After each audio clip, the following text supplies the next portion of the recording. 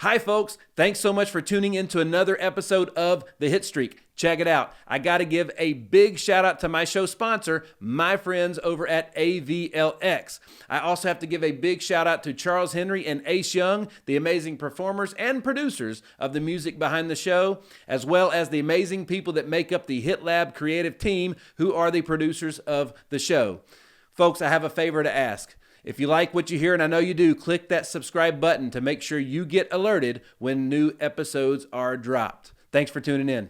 The real success stories told by the people who live them. We're going to have some guests on this show that everybody knows, and we're going to have guests on this show that nobody knows yet. One by one, Nick Hyder is adding hits to the hit streak. Blessings, folks. Welcome back to another episode of the Hit Streak. I'm your man, Nick Hyder, and I have got a extra special treat in the house for you today. Not only is he a friend of mine, but this guy is a husband, he's a father, he's an accomplished musician, songwriter, producer, director, business owner, marketing expert, real estate professional. This guy does it all, and he's amazing at all of them. Welcome to the house, Joshua Smith. How you doing, baby? I'm doing good, man. Thanks for having me today. Absolutely. So, dude, that was a laundry list of things that I rattled off right there, right? Now, a lot of people can say they do things as hobbies. That's not the case here, right? No, I have hobbies too. So that's just what I do, day to day to keep me busy, I suppose. You are good at all of them. So, first of all, I like to take people back a little bit, right? Sure. To talk about how you got to where you are, the relationship that we have. I've been fortunate enough that I have personal relationships of all my guests on the show so far. But so first of all, you are a husband to literally a supermodel, right? So how'd you do that? I got really, really lucky. And I was a lead singer of a band at the time, which I think helped some.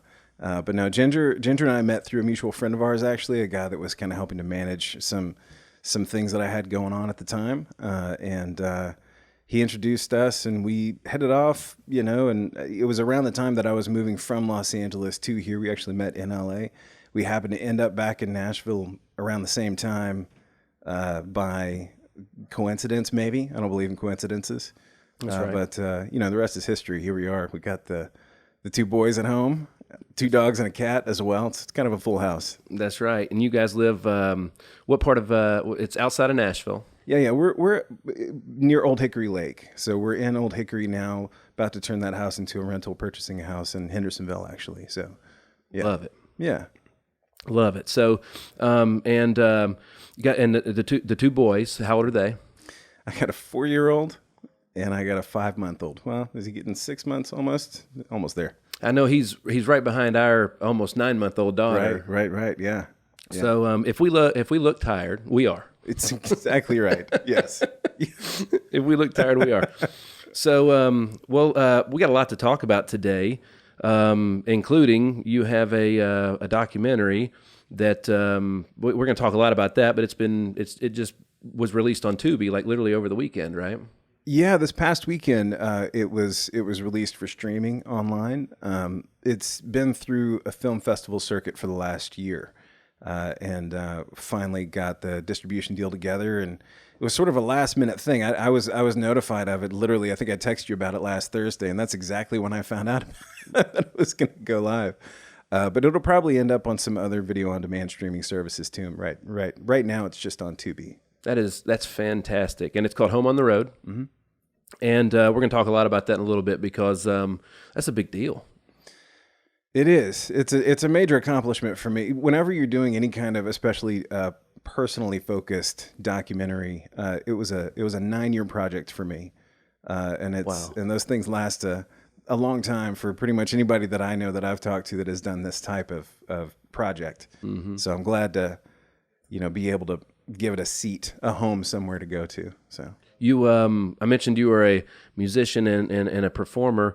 You just got back from Chicago, where you were performing up there, and it was a Jeff Buckley tribute, right? Correct. So tell us a little bit about that. Like, that was, how many nights did you play? So they booked 2 nights in a row. The first night sold out like within the first 24 hours, I think, and then it was at the venue where Jeff he got like an Audience Choice Award or something like that for when, I forget exactly what the award was.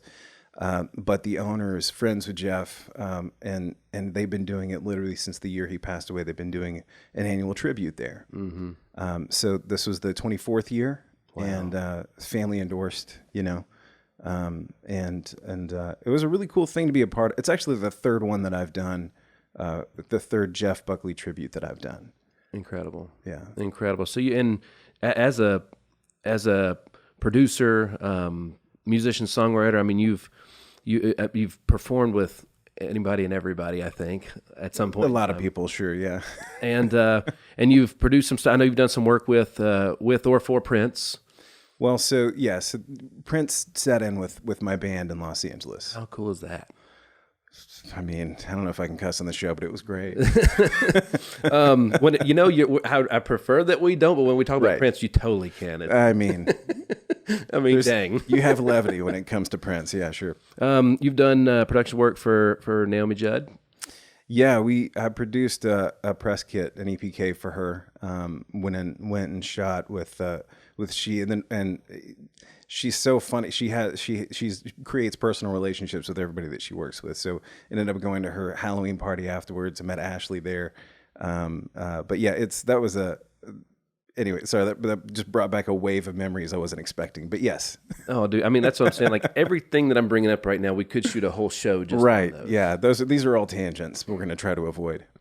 You did one of the most recent things that I saw was the gentleman, the guitar that. Steve Warner. Yeah. That was a beautiful project, by the way. Oh, thanks. Yeah, well, Steve, I mean, it was such a personal accomplishment for him to have been able to design that guitar with Gretsch, and he's such a sweet guy too. We shot that at his home studio. Oh, cool! Yeah, I didn't know that. Yeah, so we did. That was actually at his home studio, and his son was a part of the video. Did the like the rock. Samples and things. Yeah, so that was fun. Actually, the guy that I co-produced that with, Anthony Leo, he's with 800 Pound Gorilla Records now. But I love that name, by the way. yeah, they're awesome. It's a comedy label, and they do a slew of other things. But Anthony was a co-producer on the Home on the Road documentary as well. Awesome. So I wanted to just kind of throw a couple of those things out there. Sure. Just because now I got your attention, right? This dude's the real deal. And but now I want to tell a little bit about how I met him, because when I met you, it was probably like the 1400th time that I had reinvented myself into something new, and just physical appearance alone. When I look at pictures of you and I back in like 2015, I think is when it was. It was right. It had to have been, yeah.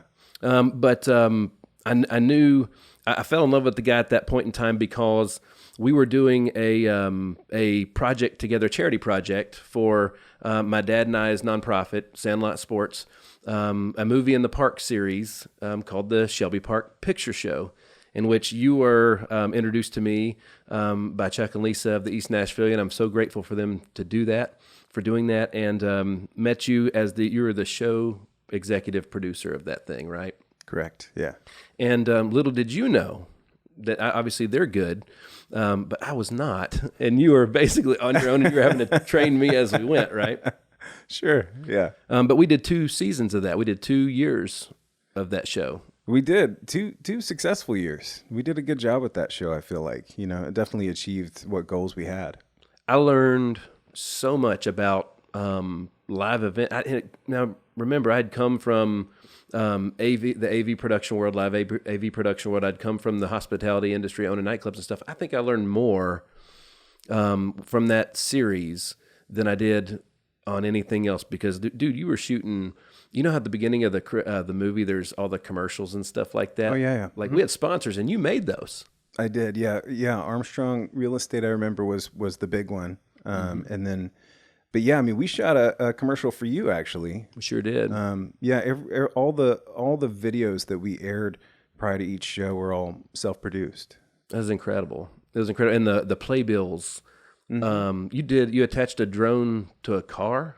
It was a GoPro. A GoPro. Yeah. We took, it was just, taking any idea. Again, it goes back to just how do you market something to get to the right people, right? So we wanted to show that it was like right down the road from some of these local neighborhoods at Shelby Park. And also we needed to show where it was in the park.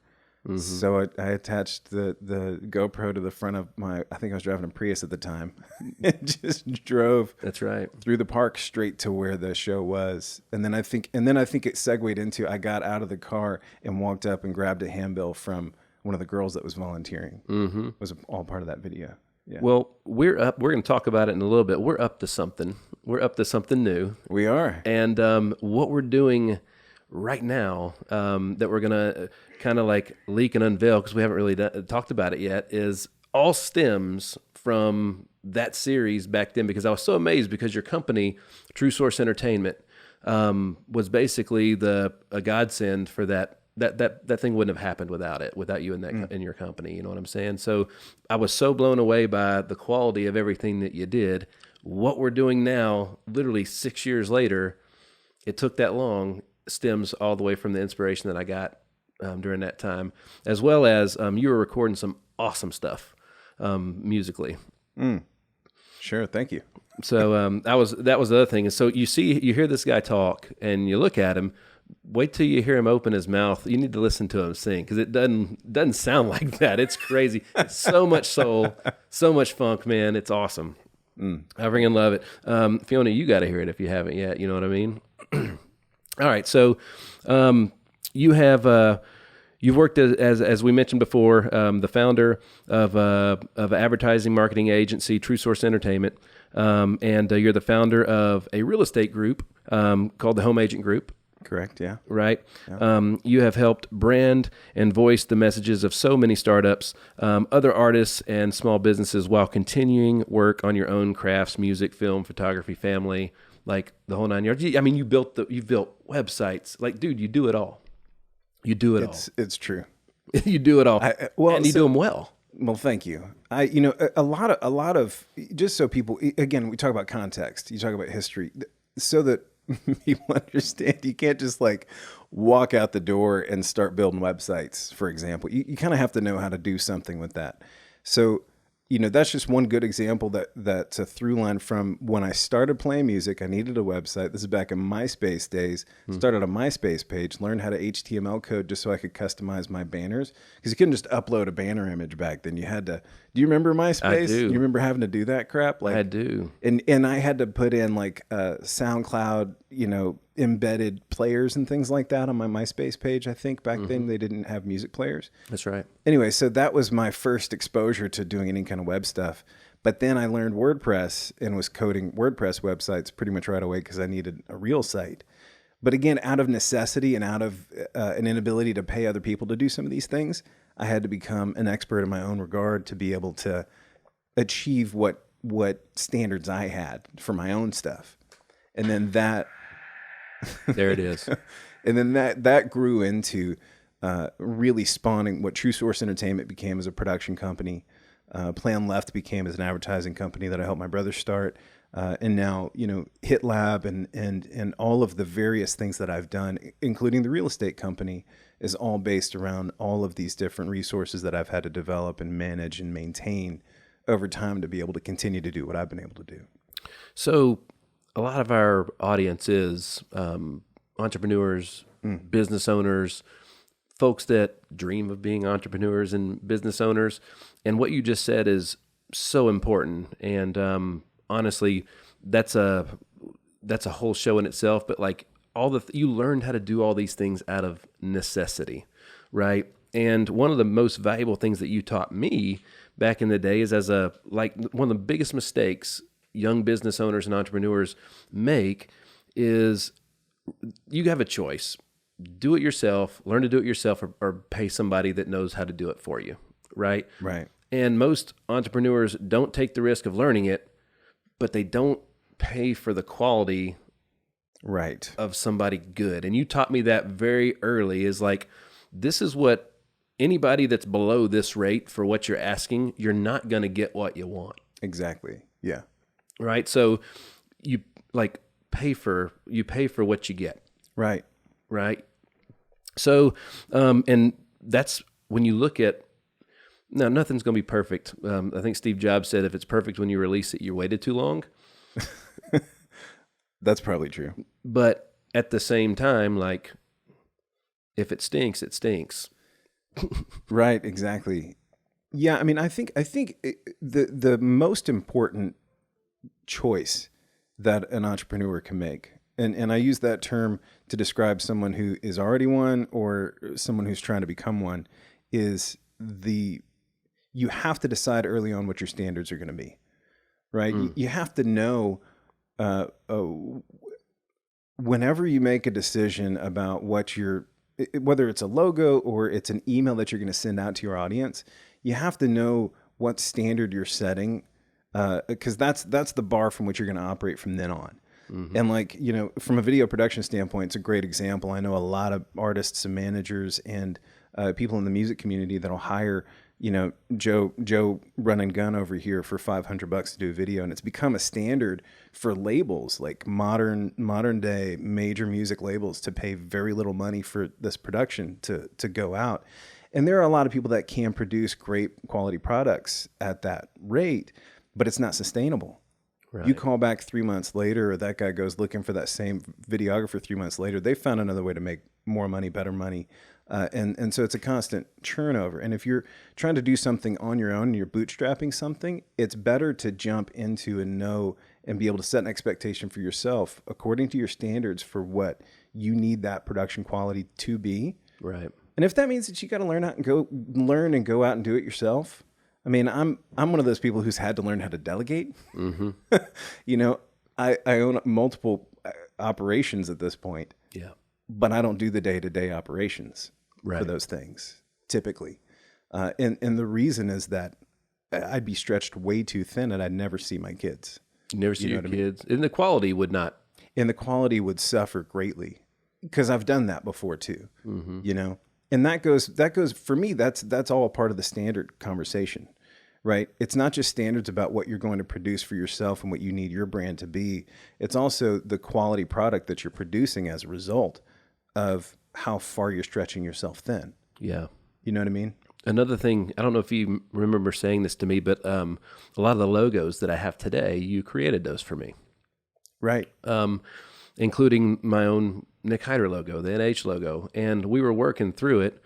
And I basically was just like, yeah, just kind of throw something together, And you basically said to me, you said, dude, like 3 years from now, will you be happy with it? And that made me stop and think for a second. I was like, well, what do you mean? Because you said, well, what we put online is going to live there. It doesn't go away. Right. Exactly. It's extremely permanent. Yeah.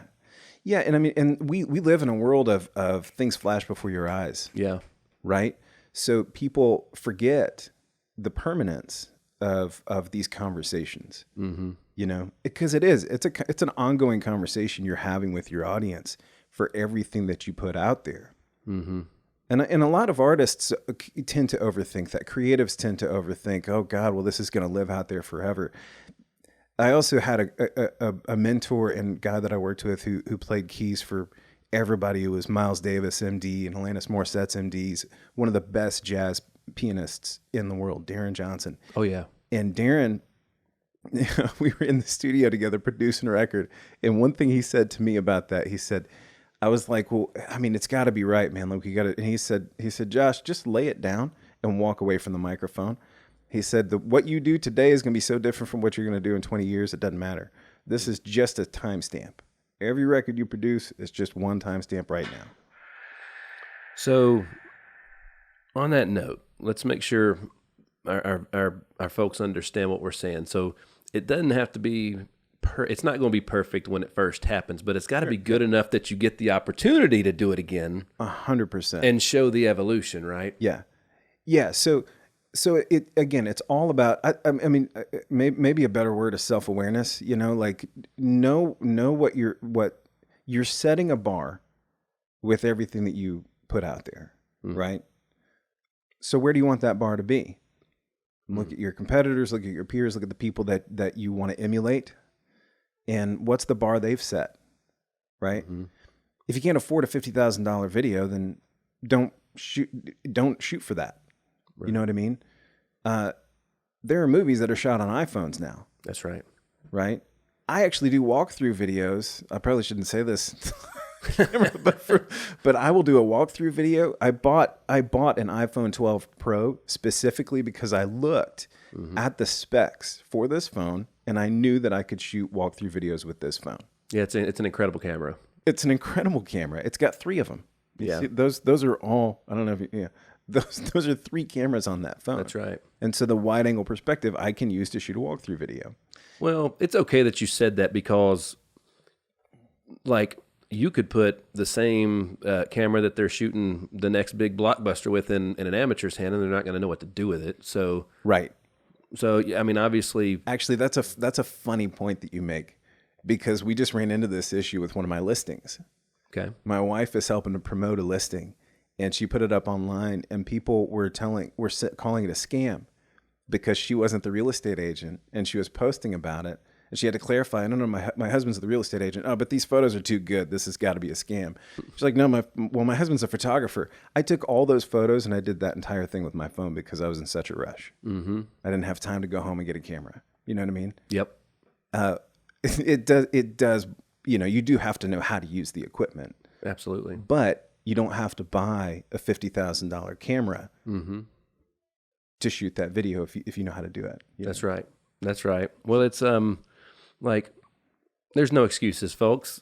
There's no excuses. Learn how to operate the gear. You got it in your hand. It's time to rock and roll, baby. Yeah. I guess the point is that there are ways to get there. Yes. Right. It's all about the decisions that you make. You set the bar, and then you make the choices that will achieve those goals. That's right. That's right. That's a good one. All right. So let's talk a little bit about, obviously, music, songwriter, producer, director, marketing expert, real estate professional, business owner. There's probably a few things that these things all have in common, right? That's why you're good at all of them, right? So obviously all of them are going to have a brand message, a brand image. They're all going to have probably like a website and certain things like that, right? So like, you didn't know I was going to go this direction, but like, what are a couple things that so I talk to my team members about this all the time. They're always asking, how do you know what makes a good business? I'm like, well, the easiest thing to do is, no matter what the business is, they're all great businesses are going to have certain things in common. Just like no matter what makes a house is what makes it a house, right? So there's no matter what size, shape, or location of a house, it has certain things that make it a house, that qualify it as a house, right? Mm-hmm. So what are some of the things that stand out to you that you pay attention to that make any new venture successful?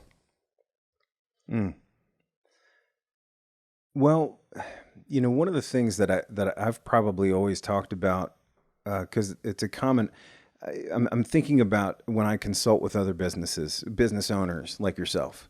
You know, when we got started, the one thing that I had to make sure that we were doing was delivering a consistent message that met the bar that we were trying to meet, and we were also, hitting the audience, finding the needle in the haystack with whatever messaging we were doing. Right. That's it. And I think that's the chemistry that works for me, at least every time. You know, you can, especially if you don't want to just throw $100,000 at a brand to see if, you know, anything you throw at the wall is going to stick. Right.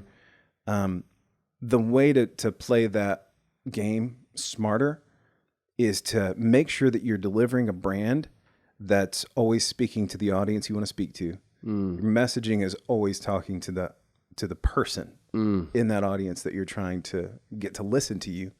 You know, and every choice that you make is a choice that's going to help, you know, take a step forward, you know, in terms of getting that message to those people. Oh, that's so good. That is so good. So no matter, like, again, you can do as many things as you want as long as you know what the foundations that are required to make those things good. As long as you know what those things are every time you do one and you expand, you can maintain that quality across the board, because just like you said, quality control is probably, when people do expand, I call out the 70-30 rule. Whenever you give opportunity or leadership or management role to somebody else, it's going to be 70% as good as you would do it. Right. Yeah. And just plan for that. Yeah. Plan for that so you can maintain your quality. Yeah. Yeah, totally. Proof is always in the pudding, right? Anytime you're trying to sell anything, that's what people are looking for. Show me your proof concept, right? That's right. But if proof is in the pudding, well, the pudding gets made the same way every time. You just have different flavors. That's right. Right? So consistency, I think, is key. Absolutely. All right. So do you want to talk a little bit about real estate or the documentary first? I mean, you choose whatever sounds like more fun. Well, I mean, real estate is amazing. I love it. My wife and I do it too, and that's something that you and I are working on together as well. But I mean, how many people have a documentary that like you have right now that's being streamed and doing all those things? Let's tell the folks a little bit about that, because they need to go check it out. Because I know you started filming it in LA, ended up in Nashville. My favorite cover image on a movie ever with you in the golf cart is that's when I fell in love with it the first time, because you've only golfed a couple times anyways, right? So I've literally played one game of golf in my life. We're going to fix that. we are. We've talked about it. We've threatened plenty of times. So we'll tell the folks about the documentary. Sure. So, the scope of the documentary talks about, it's basically a day in the life of an artist. Okay. And that could be any artist, but as a musician, as that being my main craft, it started in Los Angeles because that's where I was at the time. I had that year, just to kind of give you an idea of sort of a string of events that occurred, right? I had been an artist for 4 years. I slept on couches and floors, and was playing shows. That was during the time that Prince sat in with the band. We gained a lot of notoriety, a lot of press, and did a lot of different things. And then as we moved forward and kind of progressed and did different things, and I ended up spending a lot of time on nonprofits, and so I spent a lot of time not making money, doing what I loved, but I was still doing what I loved. In 2011, I got nominated for an Emmy for a song that I did for The Young and the Restless. And that was a really cool experience. But then they sent me, I was talking to Tracy, my friend on the show, to find out how I could go to the awards show. Like, how do I get into, I'm nominated. Like, how do I get in? Do I get like an invitation or something? She's like, yeah, it's like $2,500 a seat, And I could not even afford my rent at that point. I didn't know how I was going to afford a ticket, a $2,500 ticket to go to an award show that I was nominated for. Exactly. So it just a light went off. Like I was like, you know what, man, this is not. I've got to figure out a way to lay a better foundation if I'm going to continue to do what I'm doing here. And I had been tossing around the idea of doing this documentary for a couple of years. We had actually talked about initially doing it as a homeless musician because I wanted to support and give some kind of awareness and donate to homeless shelters across the country. The homeless situation in Los Angeles was getting really bad, and I had a heart for it, so I was going to try to do something to help and use the music and use the platform as a way to get there. But that conversation just sort of fizzled out. So as I was trying to figure out what the hell I was going to do back in 2011, 2012 hits, I decided to just go start talking to some people, raise a little bit of money. I'm going to leave Los Angeles. I'm going to go back to Nashville, which is where I'm from here. And I was going to film the cross country trip and just show like, this is how you bootstrap a tour and how a guy like me gets on the road, plays shows and raises awareness for his music. I just wanted to start documenting the trip and figure it out as I went, which is basically what I did. Yep. Raised some money, got some money from Music Cares, which is a Grammy organization, and just drove from Los Angeles to Nashville with a buddy of mine who was helping to shoot. We broke down like 5 times because my car couldn't make the trip. That's in the doc. That's in the documentary. And then I started asking people along the way, like one burning question I had for myself at the time was, what does success mean? Where am I was trying to figure out where my bar was at the time. And I didn't even know that was a thing at that point. But I was learning a lot and growing a lot and figuring out, okay, where am I going? What does success look like? I didn't know how to answer that question. So I asked everybody I met along the way what success meant to them. Wow. Hold on a second. We got to give you one right there, baby.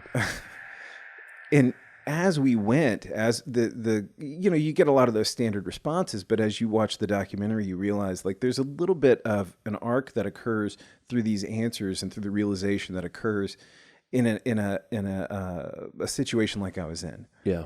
But once I got to Nashville, I got the invite to go to New York. So I continued the trip on up to New York. We played a show for Fashion Week up there and met with the record label. That's a big deal. It was a big deal. It was fun. And then we got to work on a record that we had started in Los Angeles the year prior and never finished. Darren Johnson and Andrea Ramonda, his partner in crime. So all of that's in the documentary. It's that whole journey, but then it also continues because that's just 2011, 2012. Right. 2013, I started a company with my brother. 2015, we did our thing, and True Source Entertainment kind of bumped up and was doing a lot more. And then, by the time I finished the documentary, I'm 100% self-employed. I've got a kid. I've got another one on the way. When I finished it, Sterling hadn't been born yet. But so much had changed. And so much about my life was different. And I understood. I knew how to answer that question by then. Right. And so it was just time to put a bow on it and ship it out, And that's kind of, in a nutshell, if I had to describe what it is and what it does, that's the documentary. So correct me if I'm wrong. Well, first of all, you talked about bootstrapping. Like I work with so many young business owners that they just, when you first start, motivation, you're excited, you're optimistic, then you get kicked and knocked down, and then that's when that third level is when most people quit.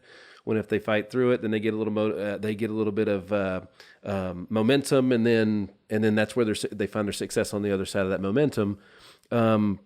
Like in 15, when I met you, there was Kickstarter campaigns. You were still funding this thing. I mean, this is years. Oh, sure. Years later. Mm-hmm. You just said you figured out what success was. How many years did it take you to define that for yourself? Well, because I think success is a destination. For me, it's a destination. Right. That's it's kind of what I was going to say. Is what I figured out was that day to day, it's the reason the documentary, I realized that it really is about a day in the life of an artist. Mm-hmm. Because day to day, that's a moving target. Yeah. I remind myself, I remind my wife, and anybody I'm working on anything with, all we can focus on is what's the next step is. Right. You want to know what your 5-year goal is and what your 10-year goal is, but if you're going to get there, you have to focus on right now and pay no attention to what happened 5 minutes ago. That's got to be in the past. The windshield is huge and the rear view mirror is so small. So small. Right. But it's 2020. I mean, you could see clear as day through that thing. You sure can. But if all you do is look backwards, you're going to hit something going forwards, right? That's 100% true. Yeah. That was a good one. There we go. Well, it's and so that thing is streaming on Tubi. That thing's available on Tubi now. Yeah. That's amazing. We were looking over the holidays, doing all the Christmas shopping and everything, and Tubi's now it's built into most smart TVs. I mean, this is a big deal, people. Yeah, it's a big deal. It's a whole thing. That's right. It's a whole thing. It's a whole thing. All right, so folks, like we said, I mentioned that success is a destination. Well, the destination is forever changing too. And because life changes, and every year our families grow and get a little bit older, and what we want, our wants and needs change, and and all that kind of stuff. And we were talking about a lot in the past episodes about the difference between being rich versus being wealthy. And I always tell people that rich defines money, wealth defines time. And so for me, I have a destination of success that makes me rich, and I have a destination of success that makes me wealthy. And I think the wealth part comes after the rich part, because I think that's what money does. It just buys you options. You know what I mean? So, and which one of the options you can buy is time. 100%. Yeah. I mean, like, especially, and you can relate to this, once you have a family, and families aren't for everybody. But for me, growing this family, my main concern is time. That's right. And That's so right. for me, it's all about being able to, can I afford enough time to take my kids to see some in-laws, There you go. And with the pressure that comes from, like, you're not asking anybody for anything. Nobody's giving you, and nobody's saying, hey man, here's your Christmas bonus. Right. Here's this and that. Like, if you want to take a vacation, you know what your target is, and you just go make it. You earn it. That's it. Yeah. I mean, and that was one of my main goals over the last, really the last 20 years, but in the last 10, it took me a while to figure out how to be 100% self-sustained, self-employed. Somebody was at our house over the holidays asking, how much time do we take off? And it was, my wife responded with, we don't take days off. We take time off, right? Not days. And the best way, they were like, well, what do you mean? And I get asked that question a lot. So I'm a husband and a father. I'm a husband and a father right now, right? I'm just not being one right now. We're podcasting. We're shooting an episode. Sure. And just like when I go home tonight and I'm being a husband and a father, I'm still a business owner. So if something happened, an emergency happened, just like right now, if I got the call that, hey, something's happened to one of the kids, you need to get here, I would say, hey guys, I'm sorry, I got to go. Just like I would do at home if the building caught on fire or something like that happened. You know what I mean? And that's the biggest mindset paradigm shift that has to happen amongst people that go from, as a kid in school, you're treated a lot like an employee. You're told when and where and basically how much, right? And then you get out in life and it's just natural to stay in that pattern. So controlling that time and understanding that, like, days off is something somebody gives you. You can give it to yourself, but do you need to? Like, I don't need a day off from my family. Right. Some people may. They shouldn't. But they may. I know you don't. Yeah. I mean, I don't even know how to describe what we're talking about, but 100% agree. Absolutely.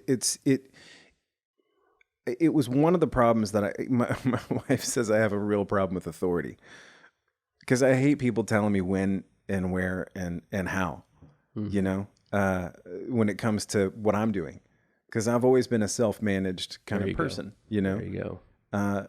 You have to have the drive, not only to want to work and manage yourself and your time, but to want to have the availability to those as resources. There you go. Your time, your availability, your money. Yes. Those aren't your resources. That's right. If you're not making them yourself. That's where we were going, baby. Right there. I love it. All right. So, Home on the Road, streaming on Tubi. While we're talking about where else you can find some of your work, some of your music. Sure. Where can they find some of that stuff before we even get into the real estate and our new projects? Right? Oh, sure. Dang. Well, so I'm all over Spotify, Pandora, and all the places you can typically stream. My main artist profile Mm-hmm. currently is Joshua CS, which is, my name is Joshua Caleb Smith, so it's just my last two initials. There you That's the easiest way to find a lot of the stuff that I've done currently. We just released a couple of songs with Lamar Williams Jr. was featured on one. He's a son of an almond brother, and go. He's killer, man. dude, Lamar's awesome. Lamar's a killer singer. Peter Levin, who, man, Peter just went through a big. He had a heart transplant, had a random heart attack, ended up in the hospital, and like had a new heart within a day Wow. at Vanderbilt. Wow. Like miracle. Wow. Yeah, very recently. I don't think he's ever gonna. He may not ever tour again. They're telling him he's got to stay off the road for a while. One of the best keyboard players that I know of. But he was on the record. You can find that. That song's called "I Can Hear My Train Calling." But yeah, a lot of the artist stuff that I do is more bluesy and soulful. If you're into spa music, there's a few records out. An artist by the name of Darmanand. Okay. You'll see me levitating in like a rainbow scape. Dude.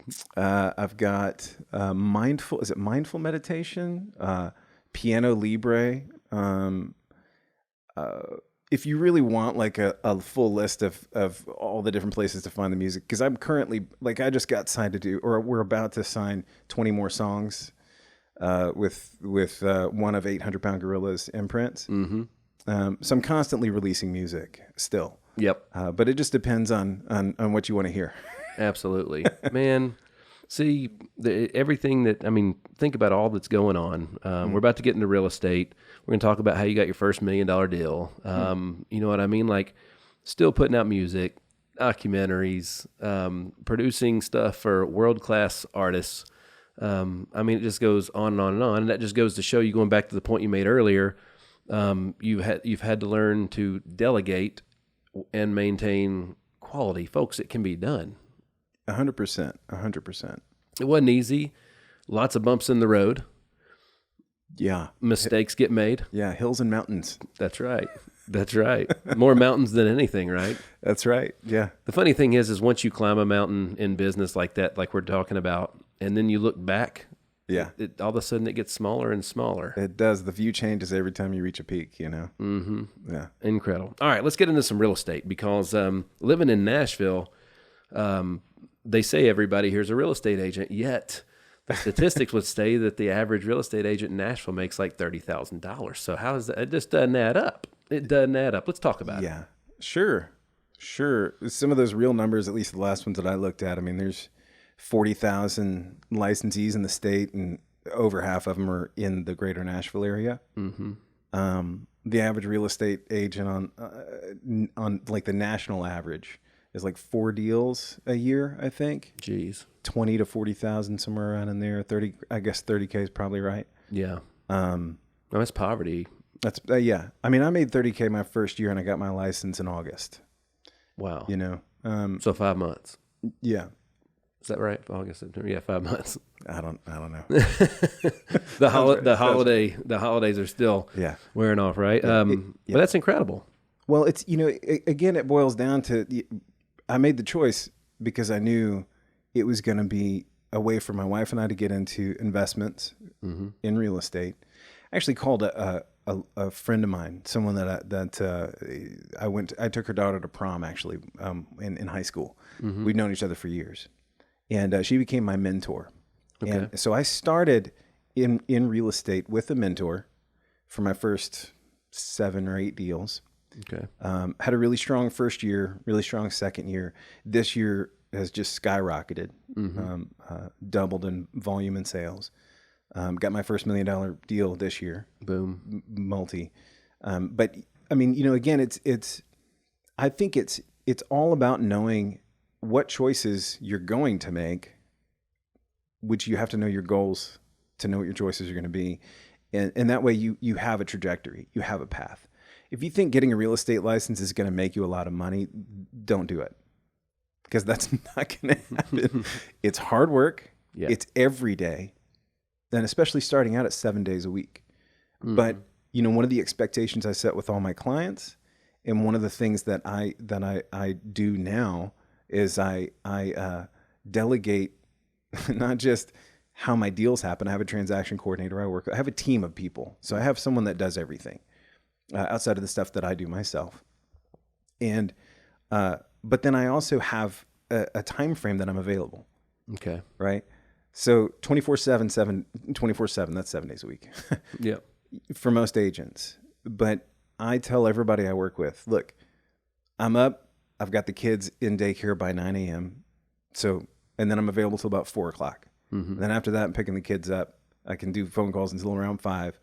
But then until 8:30, until the kids are in bed, you don't call me. Right. You know? And then after that, I get more work done, typically. That's Monday through Friday. Mm-hmm. And then on the weekends, I only make myself available for a couple hours a day. Mm-hmm. And I try not to work on Sundays. That's discipline's what that is. Yeah, and it's just transparency. Yeah. It's setting expectations. There you go. Oh. Young entrepreneurs, that's the hardest lesson to learn. Oh yeah, you got to know your value and you got to know how to set expectations. And by doing that, you're able to, we talk about this a lot in business and in sports, how consistency always wins over intensity. Mm-hmm. Because, and then the kids are usually like, well, I don't know what that means. And it's like, all right, brush your teeth one time for an hour and then don't brush them for a year. How's your teeth going to be versus brushing them for 60 seconds a day for a whole year, right? Right. Consistency trumps intensity. Now, intense consistency beats everybody. Yeah. Right. Beats everybody. So I would say you're probably, but that's the challenges that you face. So there's a video of mine on TikTok that's blown up. Some of the stuff, people have totally taken it out of context, but the quote is, that I had shared was, life is fair. Everybody's price is just different. Right. So This is a great example of that. You're competing against real estate agents that can work 24/7. Sure. 100%. So that's why it's fair, and your price is just different because you can have exactly what they can have or more. You just have to figure out a different way to get it. 100%. Right. And that's by what you said, transparency, honesty, consistency, managing expectations. Yeah. And that's fair too. That's also a fair point because we were talking about resources earlier. Mm-hmm. I mean, you still have to be able to meet the same bar that your competitors are meeting, even if you can't afford what your competitors can afford. That's right. Right. If I get leads every day in real estate, mm-hmm. and I spend a fraction of what other agents I know spend. I pay Zillow for 0 leads. My man. You know, I get leads from YouTube. Mm-hmm. I get leads from my other social media platforms, specifically YouTube and Google. Yep. You know, so my website. Yep. The content that I put out there, that's how I get leads. You know, a team member mentioned this because in the insurance world, it's a lot of like real estate leads. Most real estate agents just go straight to Zillow. There's lead sources, internet lead sources that most insurance agents, they all flock to the same ones. And he looked at me one day and he was like, I feel like he's from Florida, and what's a lake in Florida? Okeechobee, is that one? Is that so? Probably. So anyway, let's pretend it is if it's not. So he was like, I feel like thousands of people are fishing out of Lake Okeechobee, and if you just look across the street, there's an ocean right there, and nobody's fishing in it. That's what you just outlined. All real estate agents are flocking to Zillow, and you're just like, well, I mean, dang, YouTube's wide open at this point because it's not saturated. Yeah, man. I mean, look, and to illustrate that even further, you take an ocean liner out into that ocean by yourself. A 13-foot long boat, you need nobody else for it with a bucket. If you're fishing for sharks, mm-hmm. bring a bucket of bloody fish, throw it out there. Promise you're going to bring in a couple of tiger sharks or something. That's right. Right? You just bring to the table what people are looking for. Absolutely. And the ocean's not a scary place to fish in if you know how to fish in it. That's right. Oh, and you have one of my favorite marketing videos or marketing pieces ever. Not even done by real estate. It just so happens this was done about real estate, is the one you did about what an insurance or what a real estate agent doesn't look like. We're going to have to feature that link after this because they got to go watch it. I absolutely love it. I showed it to the team because we talk about marketing a lot. Nobody can buy from a business that they don't know exists. Right. Right. So you have to let people know you're there. And I ask people all the time, if they go there to look for whatever it is that you do, will they find you? Mm-hmm. When they go there to look, will they find you? And if so, what will they find? And but that video is just so different. It's opposite of everything else that you see. And I think that was on purpose, right? That was your whole... Yeah, 100%. So tell the people, describe what that was, that clip that we're talking about. Well, it was the first commercial I ever shot for myself, and I haven't even updated it yet because it's still performing well. I need to do another one. It's unbelievable. But yeah, it's just the concept of like, I come from a totally different background than a lot of other agents. I assume, I don't know.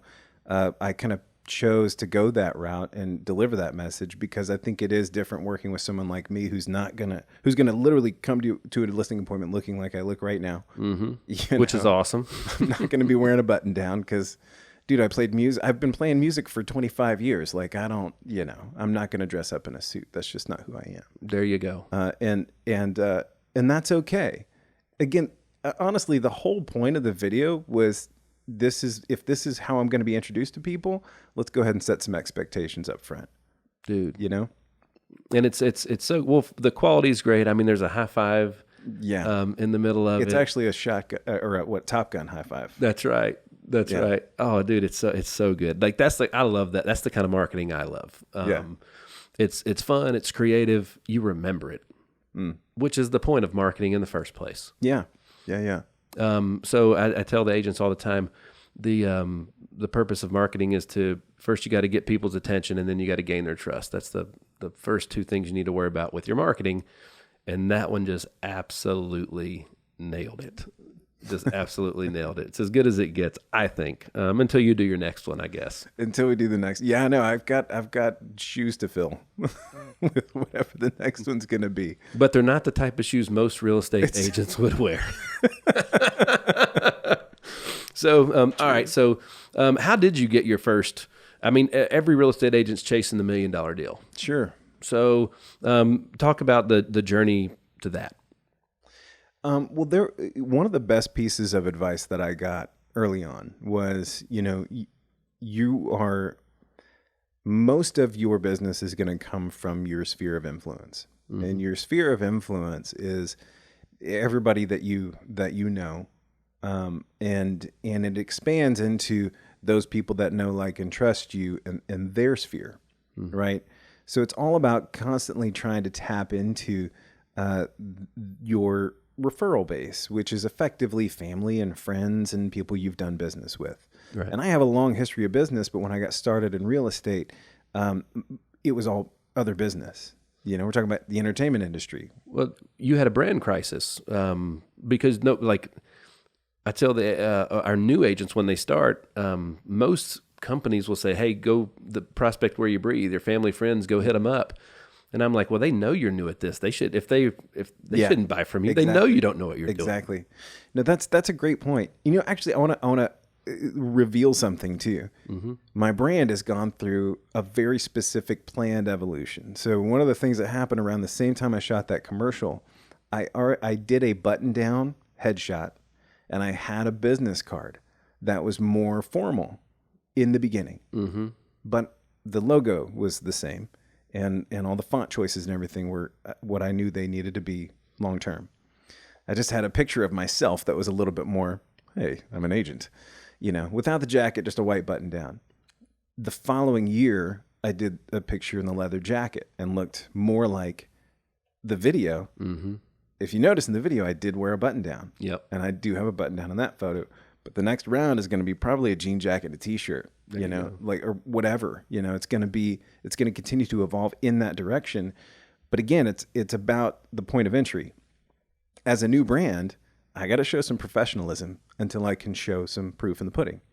Right. Ooh, we had, when you look at the early Steve Jobs, he wore suits until he didn't have to anymore. Until he didn't have to. That's exactly right. That's the perfect analogy, because that's exactly what it was. That's exactly kind of what my plan has been.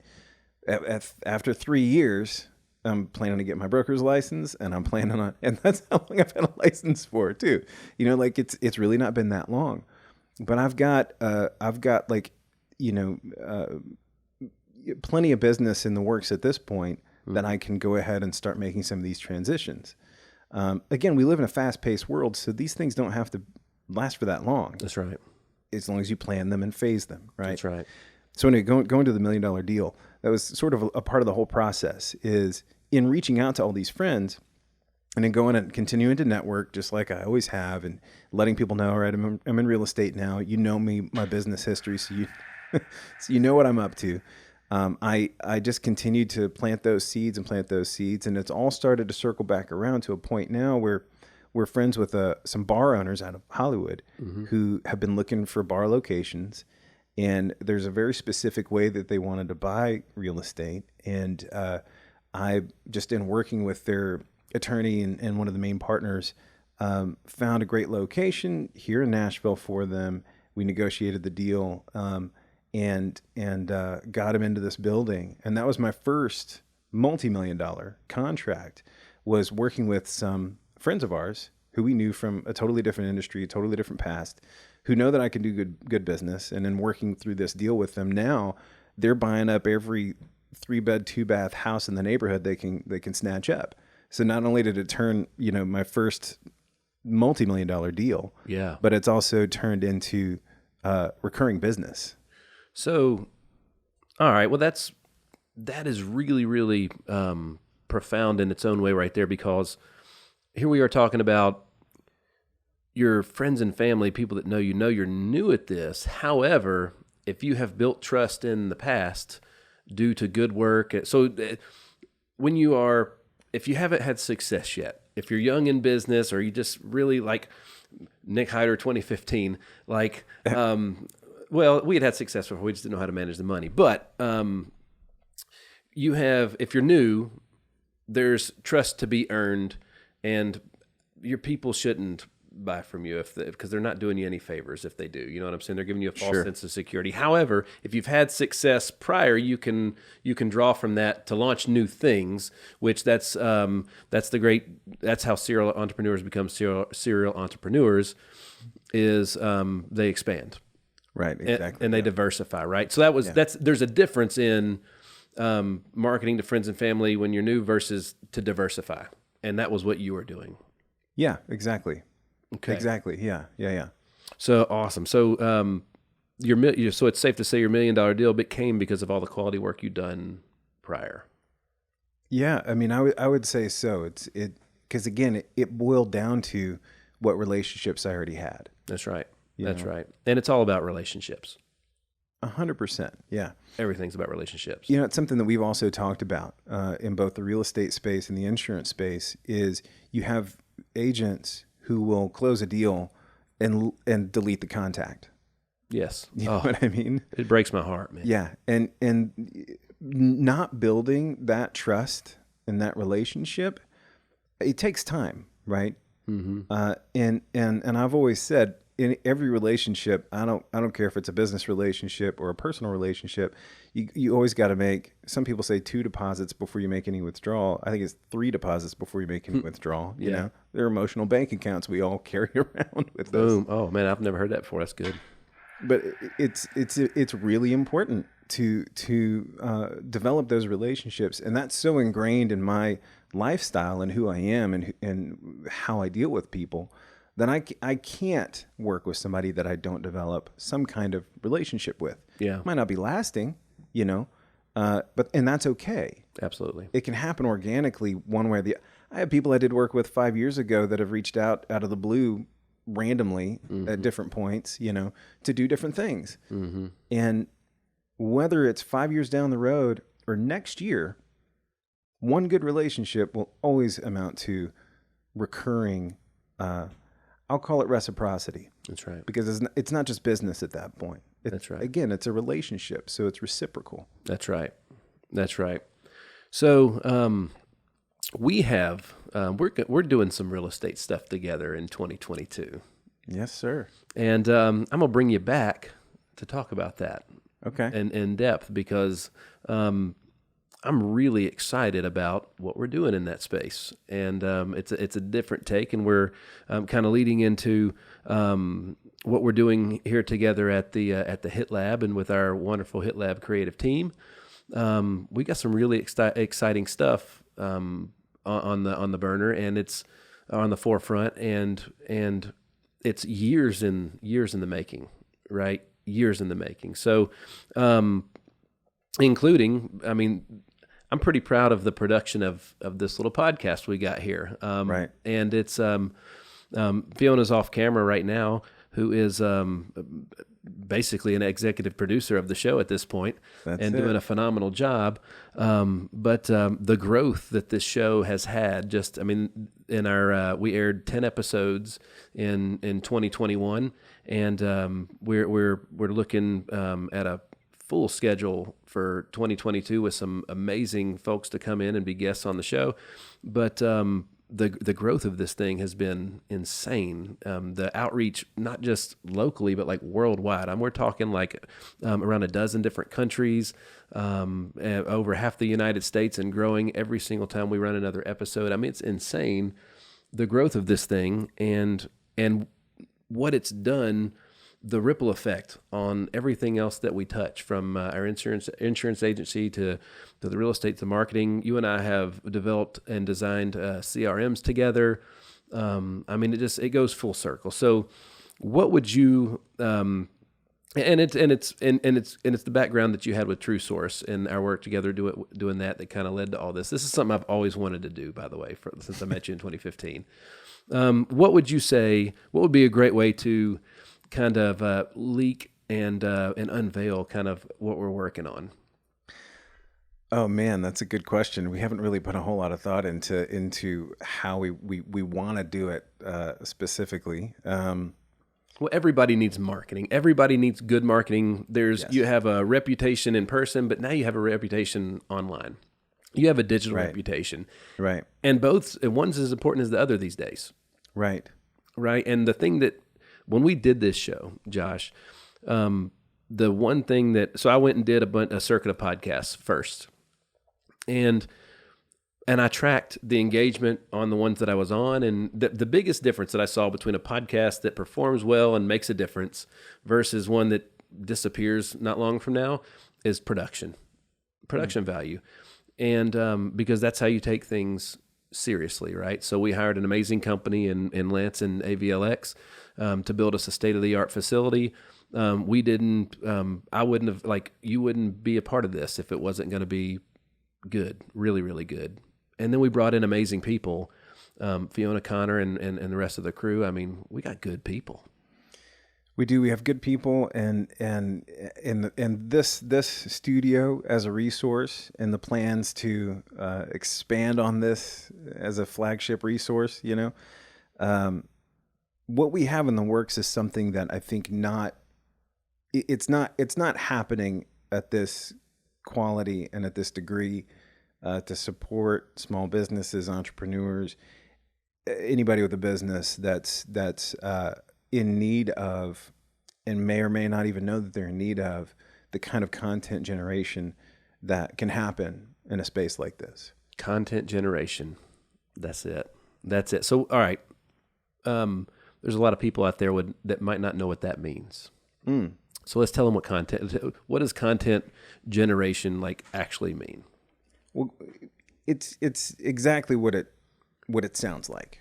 It's generating content. Mm-hmm. But again, going back full circle to the beginning of the conversation, generating content for your brand, mm-hmm. Whether it's a person or a business or what have you, that delivers the message that you're trying to deliver to your audience every time, but then also being able to replicate that at a high volume, mm-hmm. And take one piece of content and make 100 deliverables. Boom. Out of it, That's it. And again, it's the same quality every time. That's right. Whether it's 15 seconds or 15 minutes or an hour, mm-hmm. Brad Lee, the first time I met him, I made a really good living with just high quality marketing static images. Most of them you shot. Most of them you were the photographer. And we spun them all kinds of different ways and used them a million different ways. And I was late to video. I was late to using video because it was like, I didn't make the change because static was performing so well. And the first time I met Bradley, he said, let me take a look at your Instagram. And I had literally 0 videos on there at the time. And he basically said, dude, you need video. And I was like, what do you mean? He's like, static images, people don't stop in the news feed on those. They just keep on scrolling. And he's like, you need video. And not only that, you need quality video with things like subtitles, because most people don't listen to video, watch video with the sound on. They might be sitting in a restroom somewhere or something where they with their headphones on, or they don't have their headphones and they're just reading the subtitles and stuff like that. So like this show that we're filming right now, that we're shooting right now, there will be multiple clips, up to around a dozen or so or more, little clips that we will produce and air and run to. I mean, think about it. They shoot a movie and there's trailers, right? And commercials, and then they go out and do the circuit on late night TV shows and radio shows and everything else to promote it. It's right there for you. You're a consumer of it. Everybody is. We don't pay attention to it, but like that's a lot of the stuff that we're doing and we're able to replicate. Yeah. For the small business, and it doesn't. We created it because it doesn't. We couldn't find it. Yeah. Well, you know, and something that again it comes back to what you don't know. There are things in life that you know. There are things in life that you don't know. There's a whole world out there that you don't know. You didn't even know you didn't know, right? And one of the things that people don't realize is like they cut one main movie trailer, right? They might cut a long version of a movie trailer, but then they're going to cut like 15 different versions of that trailer to serve a million purposes. Platforms. Various platforms. They got to go vertical format for some, horizontal format for others, which is landscape and portrait for those that know, you know. Again, like you have to be aware that in order to reach different audiences, you got to go where those people are. Like I hear so many times, young entrepreneurs, I'll be like, hey man, how's your, I don't know, just use Twitter. I don't like Twitter. I'm like, but it's not for you. Like the people that might need to do business with you might like Twitter. And if they go to Twitter to find your services, will they find you there? So in making something for Twitter versus YouTube versus TikTok versus YouTube or Facebook or anything else, or just your website, it's all different formats. Yeah. It's all different formats. The same clip needs to be cut like 6 to 10 different times. Yeah, exactly. Well, and think about it too, man. Why does YouTube now have YouTube Shorts? I love those, by the way. They're great. And they created a set of rules for the format. It's got to be vertical. It's got to be under a minute. Why do you think they did that?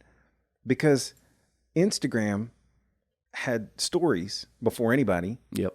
Then Facebook bought them, and now you can share your stories between Facebook and Instagram. And then Instagram, after TikTok happened, created Reels, right?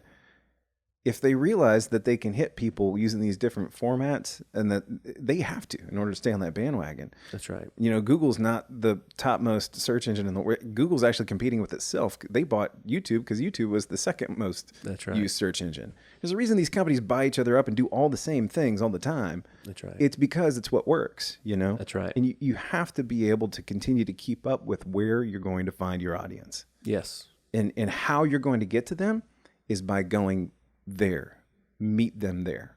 Yep. So I'm 41. I'm like the last, we're like the last generation pre-internet. Yeah. Right. Where we grew up in a world without internet. So half of our life was without it. Half of our life's with it. Right. All right. So as a parent, let's see which one you are. Okay. So when it comes to screen time, okay, because like this, my wife and I talk about this a lot. You know, my parents would say, oh, they need to get off that thing and they need to be physical, be in shape, and all that stuff is exactly true. But then Gary Vee on the flip side is going to be like, dude, why are you taking the thing out of their hand that they're going to literally make a living off of for the rest of their life? Like that's where it's going. That's the direction it's going. And it doesn't make sense to fight it, but you do need a balance. You do have to have a balance, and health is health, and mental health is important too. But like, you know, so for us, I find myself It's hard.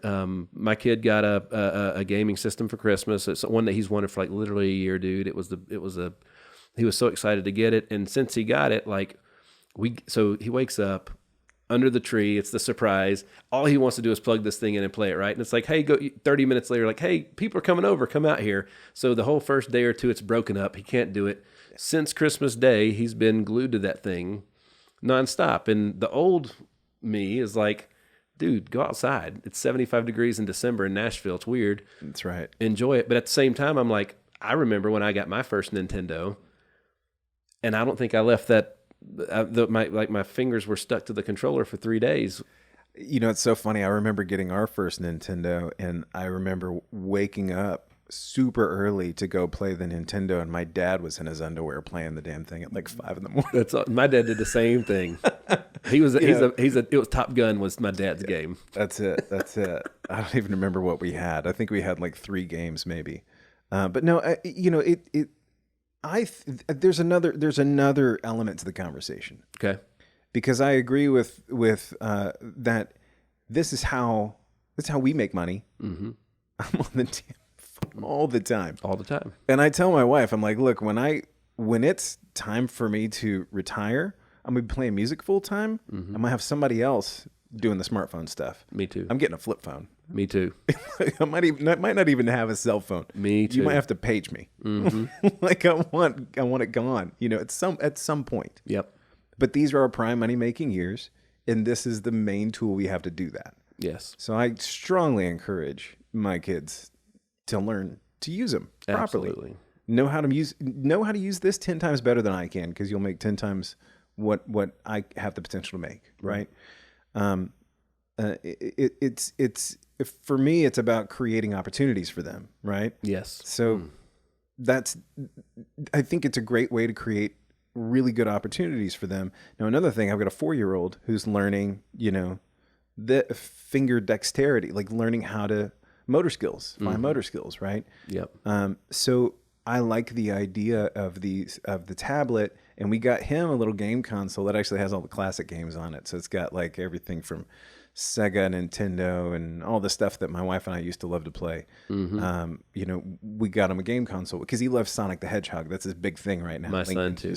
Sonic. Totally into Sonic. But what we do with time is we make him do like 30, 45 minutes to an hour of education. So ABC Mouse, and those kinds of, they've built platforms for this. Absolutely. The reason that it's so accessible and that they make stuff for kids, like they encourage professionals and psychologists and whoever will encourage you to limit screen time for the kids, right? Because it's a brain development problem. There you go. But then beyond that, you're teaching them skills they're not going to learn any other way. That's right. That if they're left behind on, it's like never learning how to type in school back in our day, I remember they used to put the box over my finger and I would still look up out of the box to type. Yeah. It took me a long time as a professional to learn how to type and not look at my hands. Yep. Yep. Once I figured that out, my productivity went up. Yep. You know what I mean? Yep. That's right. So again, it's just providing opportunities for them to learn the things that they really need to learn to have great opportunities in life. Passive income, man. Dude, yeah, 100%. Like, learn all the ways that you can make money, not earn it. There you go. Not go out and work for it. Yeah, make it. That's right. That's right, and that's why, I feel like the small businesses are the last to get on this. I guess because of the unknown and because there is no great outlets that fit their budgets on how to do this. Most small businesses don't spend enough on marketing, period. They undervalue that. They don't spend even close. Maybe they spend a fraction of a % of probably what they should spend on marketing anyways. Yeah. But if you do it right, and it can live in some of those posts get legs and they just keep on going and keep on going and keep on going. Mm-hmm. Like I think everybody needs a podcast. I think everybody needs a huge social media presence. I think everybody needs something in the news feed that features them and what they're doing and what they're passionate about multiple times a day, every single day. That's what we're doing here. Yeah. That's what we're doing here. And it is for everybody. And we've got the team to do it. and they need to kind of check it out. We're leaking tons and tons of stuff. There is a website up that's right now that shows a little bit about what we do, which is hitlabstudio.com. And there's going to be a whole bunch of social media stuff that's going to be coming out here in the next few weeks to talk about that as well. Very good. So I'm excited about it, dude. I'm stoked about it as well, man. You know, I mean, as you know, I've been a part of a lot of different marketing operations teams, activate, you know, a long list of various things. This particular project is close to home for me because it does utilize production in a way that a lot of marketing companies haven't figured out how to do. Yep. You know, and don't have an answer for. Yep. When it comes to, you know, how do I generate documentary content, little vignettes? How do I generate these commercials and actually have them meet me in the middle in terms of how much I'm going to spend on this versus how much I'm going to make? Mm-hmm. You know, and I think I think it serves it fills a lot of gaps for me. When they the list of people that we've already got commitments to work with, it's good. It's real good. And the coolest thing is we were talking a lot about real estate and we're going to talk about, I'm going to bring you back to talk about what we're doing with that. The reason that's going to work is because we're going to outmarket everybody else. It's just going to be better. It's going to be better. And we can help all those other real estate agents should they choose. It's 100% true, man. I mean, you know, the thing is like, mine's going in 100 different directions right now. But no, it's, you know, if everything from one agent or one person to a team of people, you know, or a small business to, you know, 100 agents or a small company, you know, with that many employees. There's it really is a one size fits all approach. Yes. And the more people you have, the more success you can see, I think, because the more content you can generate, and with the distribution resources, the more people you're going to reach. That's it. That's how you do it, man. That is how you do it. All right. So, dude, this has been fantastic. Have we left anything out? I don't know. Let's see. I mean, dude, you've got the cheat sheet. I'm